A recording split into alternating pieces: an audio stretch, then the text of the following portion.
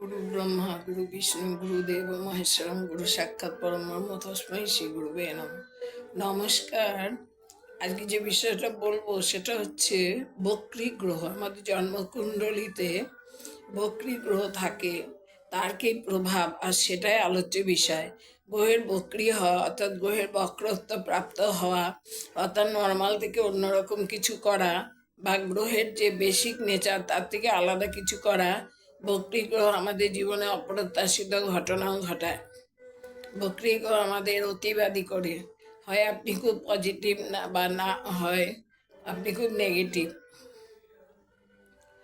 নয় আপনি খুব নেগেটিভ, মাঝখানে কোনো বিষয় নেই। জ্যোতিষে বক্রী গ্রহ মানে আপনি আপনার আগের জন্মে কোনো কাজ অসম্পূর্ণ রেখেছেন, সেটা পূরণ করতে এই জন্মে আপনার আশা, এটাও মনে হতে পারে।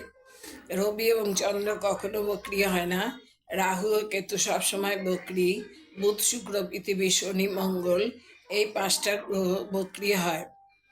কি ফল দেবে এবং এরা বক্রী হলে কি ফল দেবে সেটাই আপনাদের জানাচ্ছি। মঙ্গলে যত কারকত্ব হচ্ছে ভূমি, ছোট ভাই বোনের আচমকা দুর্ঘটনা, অ্যাঙ্গার ইস্যু, আয়ু এবং মৃত্যুর কারক।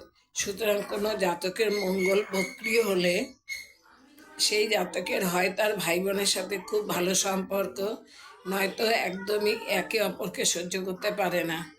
উপযুক্ত সমস্ত বিষয় নিয়ে আচমকায় তাকে অনেক সমস্যায় পড়তে হতে পারে। এবার বলছি বুধ বক্রী হলে কী হবে। বুধ বক্রী হলে সব থেকে বেশি প্রভাব আমাদের বাণী বা কথার উপর পড়ে। ভুল সময় ভুল কথা বলার সমস্যা থাকে, কথার উপর কন্ট্রোলই আমাদের সব থেকে বেশি প্রয়োজন। ডকুমেন্ট রিলেটেড ইস্যু হয় আমাদের, হতে পারে আর কি, আত্মীয় স্বজনের সাথে আমাদের সমস্যা হতে পারে, কেরিয়ারের ক্ষেত্রে সিদ্ধান্ত নিতে সমস্যা হতে পারে।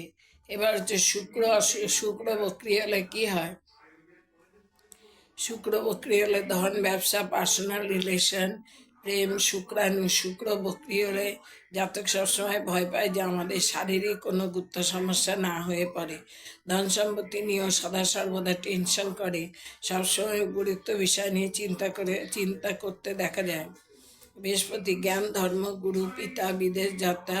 বৃহস্পতি যাদের বক্রী তাদের ধারণা হতে পারে যে আমি বেস্ট বা আমি সব কিছু জানি। জ্ঞান ধর্ম গুরু, এই জন্মে এই বিষয়গুলোর মিসইউজ করা যাবে না। গুরুকে সর্বদা মান সম্মান করা উচিত, না চাইতে কাউকে উপদেশ দেওয়া উচিত নয়। শনি কর্ম সবচেয়ে বড় কারকত্ব শনি বক্রী জাতকের কাজ রিলেটেড আপ অ্যান্ড ডাউন দেখতে হতে পারে। মঙ্গল বক্রী হলে হনুমানজি বা গণপতির আরাধনা করা উচিত। বুধ বক্রী হলে হনুমানজি আরাধনা করা উচিত। বৃহস্পতি বক্রী হলে বিষ্ণুজির আরাধনা করা উচিত। শুক্র বক্রী হলে চন্দ্রদেবের আরাধনা বা গৌরী মায়ের আরাধনা করা উচিত। শনিদেব বক্রী হলে সূর্যদেবের আরাধনা করা উচিত। এই পর্যন্ত বললাম।